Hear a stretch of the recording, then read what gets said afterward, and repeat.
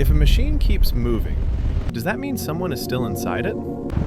Engineers say abandoned rides should rust. They should slow down. They should stop. But this one didn't. And that was the first sign that Skyscraper had learned something no machine was ever meant to understand. Ravenwood Amusement Park closed quietly. No farewell announcement, no final celebration, just locked gates and silence. At least, that's what the city claimed. But locals living nearby said the park never truly slept. At night, they heard metal creaking without wind, lights flickering without electricity, and sometimes, very faintly, they heard screaming. Not loud, not panicked, controlled.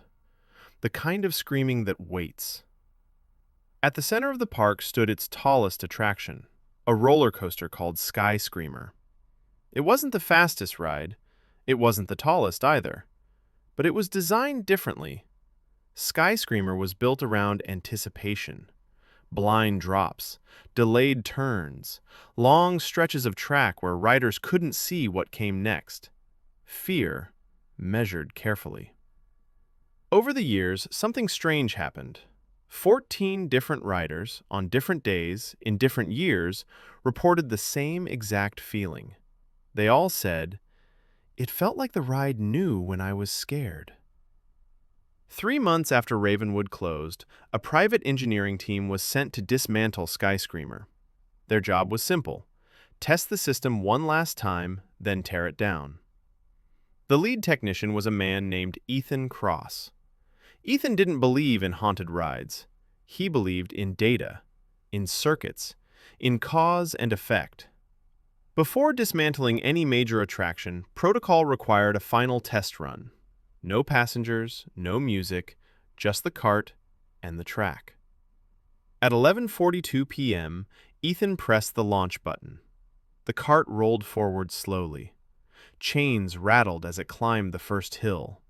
Everything looked normal, until the cart reached the top. The sensors froze. Speed, active. Location, unknown. Status, running. The cart didn't come down. It didn't stop. It vanished. At first, Ethan laughed nervously. A sensor glitch, he thought. But the system insisted the cart was still moving, completing laps, again and again. Cameras along the track showed nothing, just brief flickers, as if the air itself was bending. Then the speakers crackled. A sound came through. Breathing. Slow. Rhythmic. Human. And beneath it, a scraping sound. Metal on metal. Ethan muted the system. The sound didn't stop. At sunrise, the team inspected the track. That's when they saw the marks. Long scratches carved into the safety rails. Not random, grouped in sets of 5. Human hands. No blood, no torn skin, just deep pressure marks. Always in the same places.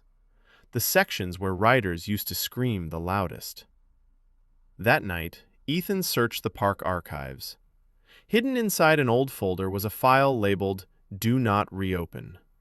The date was 1998.